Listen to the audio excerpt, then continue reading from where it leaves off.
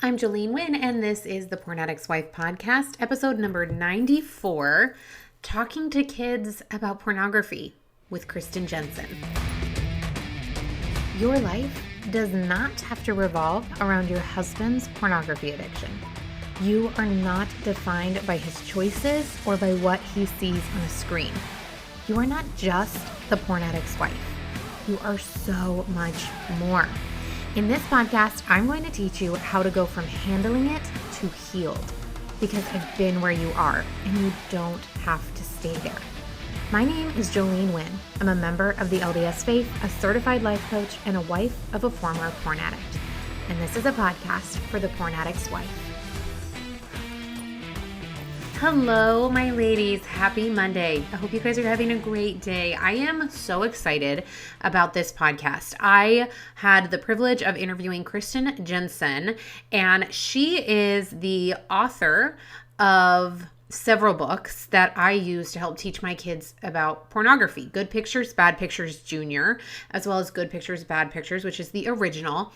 And she's also the owner of the company called Defend Young Minds. You can follow them on Instagram, and they have just some incredible resources that we talk about in this podcast episode.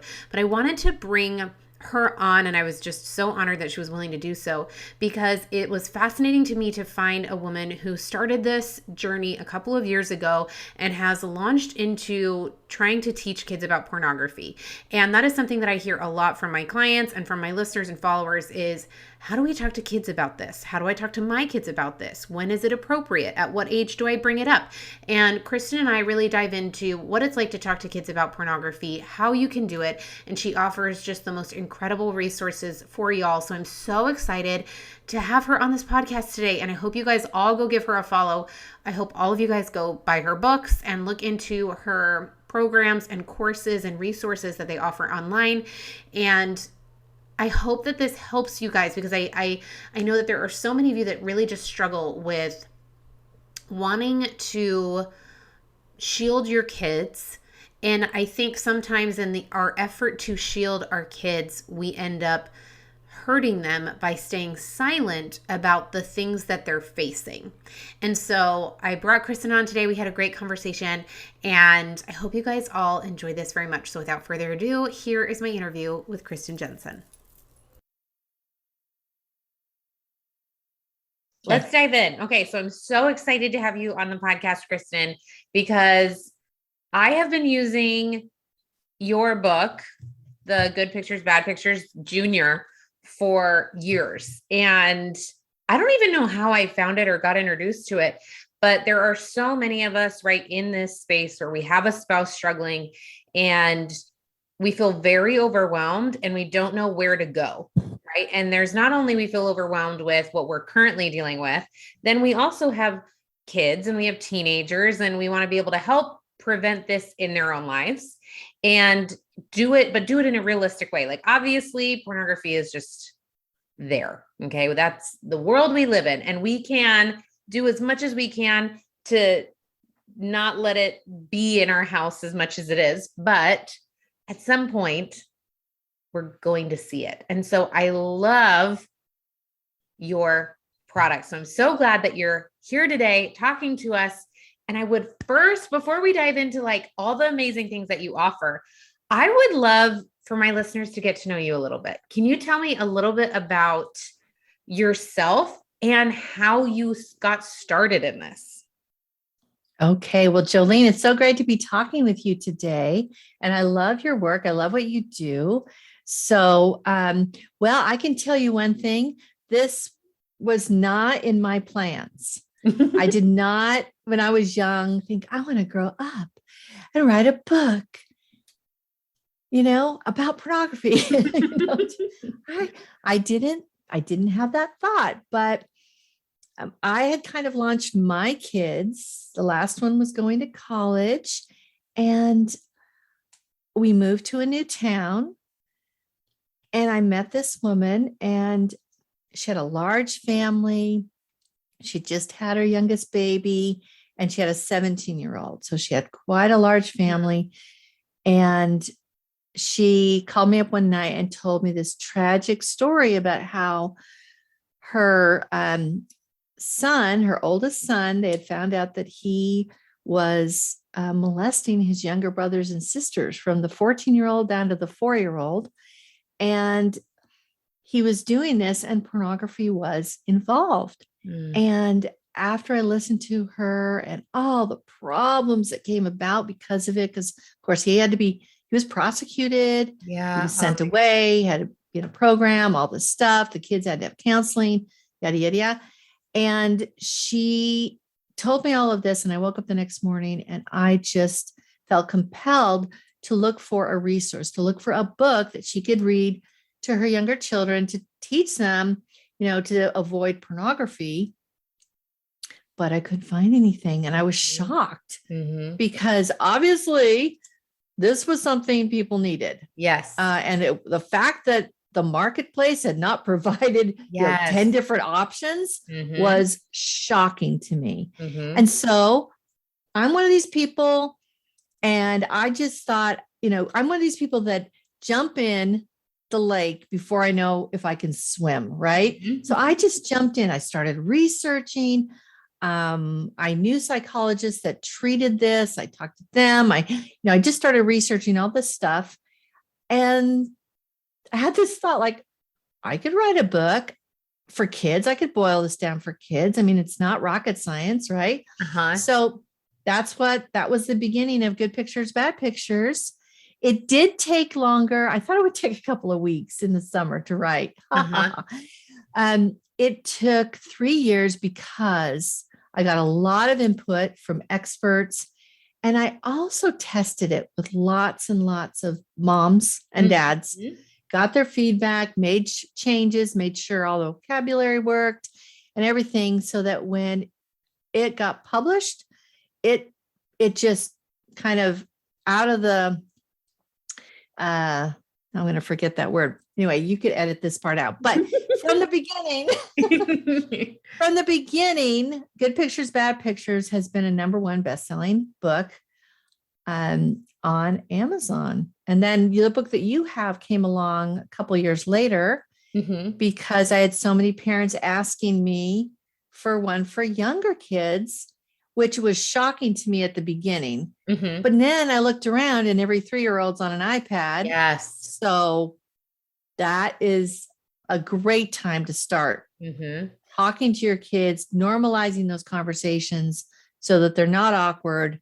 Yes. Because if you start when they're 13, then it's awkward. You're just going to have to, it's going to be awkward. Yeah. But that's okay. You can still do it. Yes. Okay. You said something that you just kind of like blew past, first of all. And I want to stop on it because you said, I can do this. I can figure out how to do this. It's not rocket science. I know how to teach kids about pornography. And that thought right there is amazing because I think that's the #1 block that parents have, right? Is how do I start? I don't even know where to start. How do I even begin? And yet you were like, oh, I could do that. This is not normal. Silly me. I know. I love it. Yeah.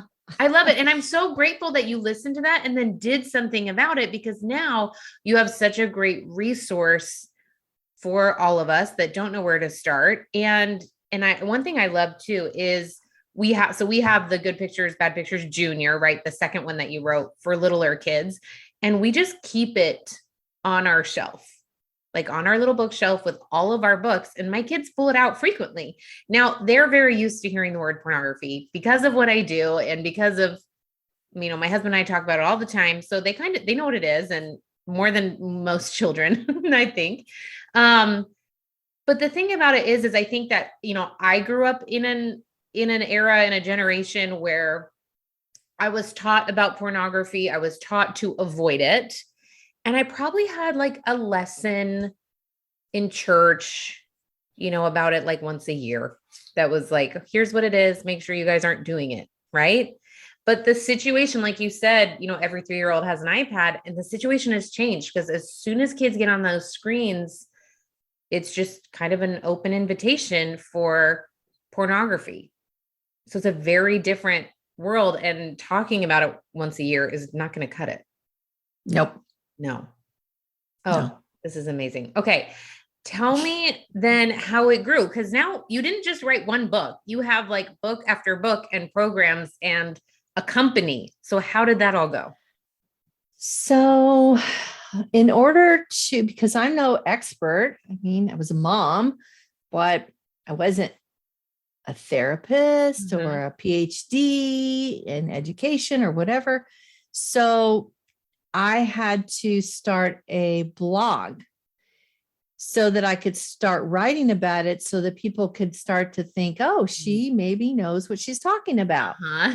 And so I started doing that at the same time that I was writing the book and just started building up that audience. And it's funny because the first um, blog, the title of my blog was this idea of inoculating your children against pornography, teaching them what it is so that when they see it, they can reject it right away, Mhm. not get pulled into it. Right. So I called it pornoculation. Just now I kind of laugh. And I finally had my cousin who's a lawyer, and she said, people pay me a lot for my advice, and I'm going to give you a piece of advice right now. Get rid of that name, change it. Anyway, we went, we've had a couple names, but we're right now, well, we are now forever. I'm not changing it again. Defend young minds. We used to be protect young minds, but defend, I Mm, just feel like that's a more active, yeah. stronger stance. Hmm. So we're Defend Young Minds, and that is our website where we have free guides like how to talk to kids about pornography, a quick start guide. So I'd start there, Hmm. go download that for free. We have another one which prepares you for the time when your child sees pornography, or even maybe you see that your child has been curious to Hmm. seek it out. You know, what do I do when what do I do when my kid sees porn? A smart plan guide. So that's also on our website. And we have a variety of other guides that you can download instantly that are really that really get at very important topics for parents today in this digital age. Um, but we also have lots of articles. So if you subscribe, we just send out once a week an email to you. It lets you know of our current articles by experts and um, topics that are so important. Keep you kind of abreast of everything. Hmm. And then I'm going to say that again. Going to keep you aware of all the current dangers. There you go. And the important part, because you're busy, parents are busy. Hmm. And this kind of gives you drip by drip, week by week by week, all the information that you need. And we also have other things. We have a curriculum. And anyway, we're just trying to be a support for parents there in an age with unprecedented access Hmm. to pornography. And when, as you know, Jolene, pornography is a predator. It's Yes. not just hanging out somewhere, hoping you'll drop by. No, Right. it is looking for new young eyeballs. Always. I know. I think that's one of the things that when I hear, so my oldest is 9, she's almost 10. And so we haven't delved into the world of smartphones, and my kids don't have an iPad. We haven't ever done that. So, and we won't, just from what I know and everything that I understand. But it's fascinating to talk to parents these days. I feel like there's a conversation, a trend among parents that I disagree with wholeheartedly. And I'm curious to hear just your personal opinion. So, parents these days, what I hear is, well, smartphones are here to stay. And so, I'm just going to give it to my, 11, 12-year-old because he's going to have to work through this at some point. And so I would rather him do it while I'm here with him and can, put monitors on his phone and things like that. My personal opinion, which again, this is just my opinion, is that as a parent, we need to take more of an active role as a parent. And I, obviously I'm coming at this with a very emotional and personal experience with this. But for me, my thought is no, you don't have to give in. You don't, not that it's giving in, but you don't have to make that decision. You don't have to give your kid a smartphone, because the minute that you do, like you were saying, it's not just something that they can go search, because that's totally true. It's actually being like injected into their feed, sent to them by their friends. It's not even something, pornography isn't something you have to go look for anymore. It's something that's being sent directly to you. And we know that technology is actually targeting younger kids. They're targeting teenagers specifically because they know that they're vulnerable, and they can, use algorithms and things like that in order to target them specifically. Well, yeah. And Jolene, the whole business model of porn has changed. Yes. So when my dad went looking for porn, he had to buy a magazine or whatever, then video. But now the business model has changed. So you know how YouTube works. You get on there and you watch your YouTube video, and there's advertisements. Yes. And if you'll watch the advertisements, then the person doing the video gets paid. Yes. And they can make quite a lot of money depending on how many followers they have. Same with all of these porn tube sites, right? People upload pornography, upload videos. Some of those videos are child porn, are, really illegal pornography. But the model is based on free porn for everybody, but the people that upload it get paid through advertising. Right. And so you've got this different model. So, a click is a click, whether it's a 5-year-old, a 10-year-old, or a 17-year-old, a click is a click, and they get paid nevertheless. So they don't care what age is clicking on that, is clicking on the video and watching the advertisement. What they care about is the money revenue, the ad revenue that they can charge and that they can get. So, then there are no iron gates on the internet. Like, I know parents are so shocked that kids can get to pornography through a Kindle or through a Google Maps app. Yes. Which they can. Yes, they can. And they're shocked, but it's like, do you think there are no iron gates? There aren't any. The only iron gates are paywalls. And so that's it. Otherwise, there's just endless amounts of free stuff. So, yeah. So unfortunate. That's why kids need an internal filter. I mean, we do recommend. So getting back to your point about don't just hand your kid a smartphone when they're 11. I absolutely agree, because if you understood the brain of an 11-year-old, a 12-year-old, you would understand that brain is not the right brain to handle an addictive machine, an addictive device like a smartphone. Yes. It's just not. Right at that time, your brain is actually going through a pruning process, and it's trying to have you specialize. And if you start specializing and focusing on whatever, pornography, whatever, it's pruning other things off so you can have more neural energy to spend on whatever you're focusing on. That is the wrong time to give them, and their prefrontal cortex. Yes. So in the next book, Jolene, you're going to find that prefrontal cortex, the thinking brain, is not mature. Correct. Every insurance company knows this when they're giving car insurance. Yes. You're not going to get that lower rate until you're 25, especially if you're a male. So again, if we could match the brain development stage with the device, we would never give an 11 or a 12-year-old a smartphone. And there are alternatives. There's a Gab phone. I love Gab phone.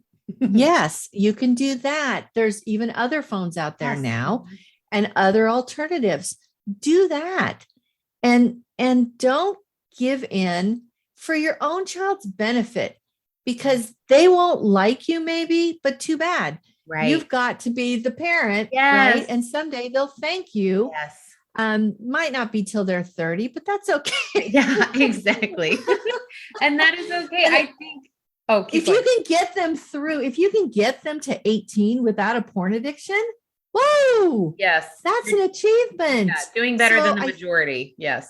Yeah, so I think that that's kind of like the goal, and many parents work up in stages, and we have also a kind of a plan and some questions. That's one of the guides that we have on is your kid ready for a smartphone? And to go through these questions and to kind of think about each one helps you assess for your child and you what is the right age. Absolutely. I love this. And I think that's something I actually feel very strongly about. I feel like as parents, sometimes we want so much to be liked by our children that we forget that that's not our job, right? Our job isn't to be liked. And my ladies who listen to this podcast know, right, that about their feelings, about their emotions. And so my ladies, hear me when I tell you this, it is okay if your child does not like you. That is totally fine. And in fact, just like Kristen said, they'll probably thank you later and they won't even understand it in the moment. And that's okay because they're young. And because as a parent, you have to be their thinking brain until their thinking brain is mature. Yes. But until their thinking brain mature, that's part of the parent's role. Yes. That's why we have parents, is to be the thinking brain and to put the rules and the guidelines down and to watch over you and to monitor your behavior, because we're not designed at age 11 to be able to do that very well. Correct. And especially with the devices that we have today. So yeah, don't worry, have your friends. Yes. If you have a couple of friends that like you, then you're good. Right? Yes. You don't have to have your kids like you all the time. Yes. My kids did not like me all the time. And, but I think they like me now. I same thing. I actually liked my mom most of the time. There were moments where she wasn't my favorite because she was my mom. Of course, there were things I wanted to do that she didn't know. Right. And that's okay. And I think one of the things too that's so fascinating about phones, like, when we think about how much time we spend on our phones, and if you think about how much time you waste on your phone or what you feel when you see someone else's feed and you see the comparison and then you feel, depressed about it, or there's so much anxiety and comparison that happens on social media that even adults can't handle.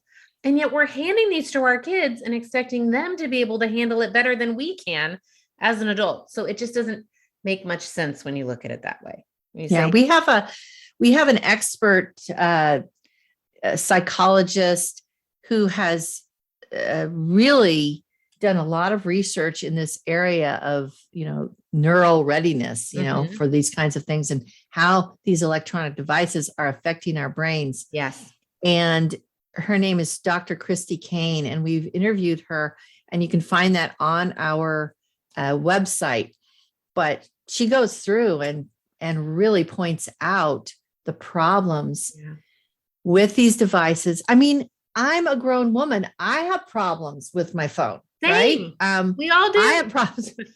I mean, if I can't do it, I have a totally mature, prefrontal cortex, then, and I'm a successful adult, and I have problems with these because they are designed to keep suck your you in, yes, keep your attention. Yes.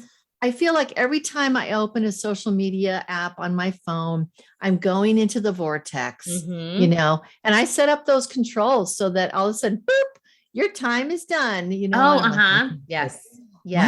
What? That much time has passed? They're designed to do that. Absolutely. That's so fascinating. I think that we forget what this is. What the phone is, right? It's not just a way to call people. That's initially how it started. Now it is a way for people to make money. And they do that by keeping your attention.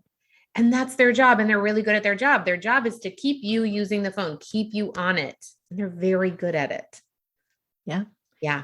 Yeah. We could go on and on about this. I mean, they employ the best and the brightest to manipulate your brain. They know. And if you haven't watched that documentary on Netflix called The Social Dilemma. So good. That's a wake up call. Have chocolate ready. I love that. I love that. So I love what you're doing. I absolutely love that what you're bringing to is just these incredible resources. I mean, I feel very similar when I was working through my husband's pornography addiction. I felt like when I started to try and go find resources, there weren't a lot for the wife. I was like, there's tons out there for the porn addict, and there's so many great options. And then I started to look, and first of all, that's something you have to be really careful about Googling, because you might run into a lot of unexpected things, right? And so that in and of itself is a tricky situation.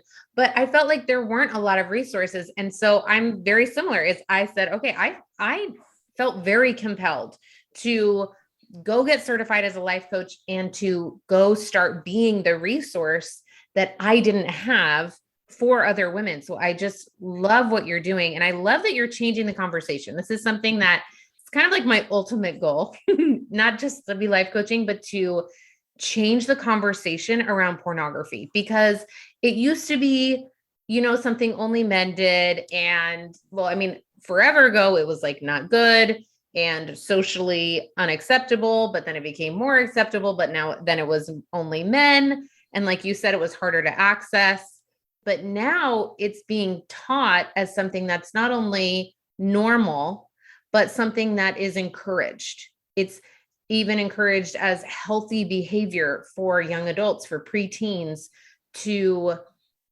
experience their sexuality through pornography. Explore. Yeah. Yes. Explore. Yes. It's a terrible word. It's a terrible word. And so I love that do you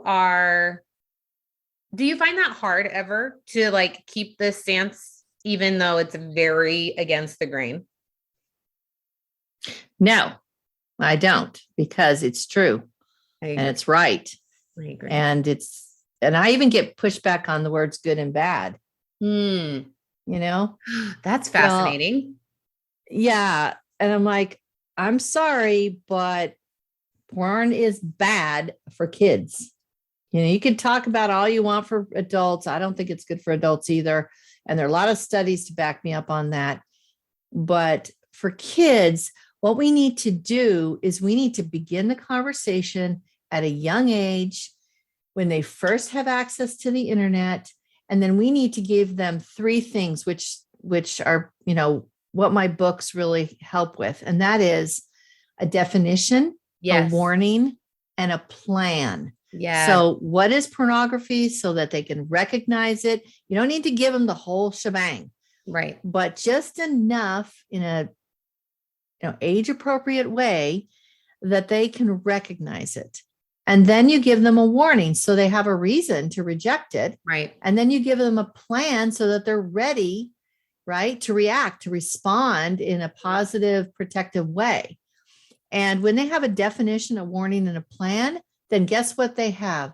They have a defense. Yeah. They have a choice. They have a choice, because a kid that isn't prepared does not really have a choice. They get sucked in. Their curiosity really is something they're wired to be curious about. And so we need to prepare them with an internal filter so that they have a chance. And one of the stories I love to tell is about a mom who read Good Pictures, Bad Pictures, Porn Proofing Today's Young Kids, read that to her 9-year-old son. And 3 days later, he went to school. One of the kids, third grader, on the playground, had a cell phone, had a smartphone, and said, "Hey, look at this." Well, he showed him pornography, and kids show kids pornography. This is happening all the time, and every school bus is a XXX theater. Yes. For this very reason. Anyway, he came home, he told his mom about it, and he said, "I was scared, but I knew what to do." I was scared, but I knew what to do. When kids know what to do, and when they have you as an ally, then they can handle this. Yes. They can deal with it in a positive way to protect themselves, to defend themselves. But when they are caught off guard, none of us do very well, right? When we're caught off guard. Right. Absolutely. So when they're caught off guard, they may get pulled in, and they don't tend to come and tell somebody unless you've instructed them to do that. Open the conversation and said, I'm a safe person to talk to about this. So we're just really giving our kids such a gift when we prepare them to live in the actual real world that they are growing up in, not in the world we grew up in, not in the world we wish they were growing in, not the bubble that we wish we had over them, because we don't have a bubble over them. And we are just empowering them to be resilient to pornography. And so I would just encourage, whether you use good pictures, bad pictures or not, to do those 3 things for your kids. The book makes it super comfortable. And if you go on and look at the thousands of reviews on Amazon, you'll see that over and over again, how comfortable it was and how easy it was. And so easy. How the discussion just came and flowed. And so, yeah, I think whether you use that tool or whatever you do, just make sure your kids, and like you said, you go back to it often. You don't just like one and done. We're getting that checked off. I read good pictures, bad pictures. Now my kid is protected for life. Right. That's not the situation. They need booster doses, right? They need boosters. There you go. Boosters and boosters constantly. I love that. I think one of the things that I was most helpful about your book was the plan, right? Which in your book, you talk about them telling, right? That was something that just became so clear to me, is that it acts as a defense against the shame cycle, right? So my ladies are familiar with this. The addiction cycle works very much in shame. And so even if a kid is exposed to pornography, even if they know that it's bad and they weren't even intending to see it, right? If they don't have a plan to come tell you about it, if we can break that, if we can prevent them from even getting into the shame cycle, keeping it a secret, not telling anybody, wanting it to go away, if we can prevent them from getting into that, then it's so much easier to work with them. Because once they get in that shame cycle and silence, like addiction is bred in secrecy. And that is really what I think is so powerful about your book. And even just that one simple act of, okay, when you see this, here's what to do. You turn away and you come tell me. It's so powerful. And one other part of the book that was added kind of at the last minute, I took my draft to this conference, and there was all these people. It was like it was a conference against sexual exploitation. So there's all these people there about sex trafficking, but there's also people, anti-porn people. And so I talked to a guy who actually had been a porn addict. And he and his wife kind of had a ministry where they helped, others to recover. And he sat down with me and he said, Kristen, you have got to add this. And the thing that we added was where the little girl, where it says, even if you see a bad picture, that doesn't make you a bad kid. Yes. Right? That doesn't make you a bad kid. Here's something good you can do if you see a bad picture. Yes. So turning it around, saying this, you seeing this does not make you a bad kid. Right. Just let's make this a better situation. Let's turn this around. There is something good you can do if you see a bad picture. And for kids, good and bad, they're very black and white, kids are. And you have to use terms that they can understand. And when they get older, you can put in all kinds of nuances and shades of gray if you want, which is great. But when they're little, keep it simple and help them to understand what they should do. And go about it just like any other thing that you train your kids on, you know? Right. It's just one more topic. And I think your ladies are going to hopefully feel more comfortable doing that. And they unfortunately know the reality of what this can grow into. Right. And so they're extra motivated Mm-hmm. and to do and to protect their children, to guard them, and to give their kids an internal filter so that they have a true choice. Mm-hmm. I wish I could say, and wouldn't it be nice if 100% of all kids could just simply be warned and then they would never, well, right. None of us are that way, right? No, we're all not. Like, our parents have warned us, like my parents warned me about certain things. I still had to experiment, Right. but at least I knew, right? At least I had the information, Mm-hmm. which made it easier for me to say, you know what, even though I've gone a few steps down the road, I'm going to turn back and go a different route. Right. I love that. Thank you so much. And I just want to thank you personally for, I don't know how long ago did you write your first book? When did it come out? So it was published in 2014. So that's coming on 8 years ago. And the junior one was 2017. Of course, I've kept them updated. Mm-hmm. And we have a second edition of my first book out there. And so I keep them updated. And we also have, like I said, a curriculum called Brain Defense, and it's for kids ages 8 to 12. And it's much more comprehensive. So it's not just about porn. It's about all kinds of other threats. And also this whole thing about screen time, how it affects your health. Mm-hmm. So we teach kids a wider variety of digital safety and digital safety awareness. So check that out. That's on our website as well, Brain Defense. Let's give kids, no kid deserves to face the porn industry alone.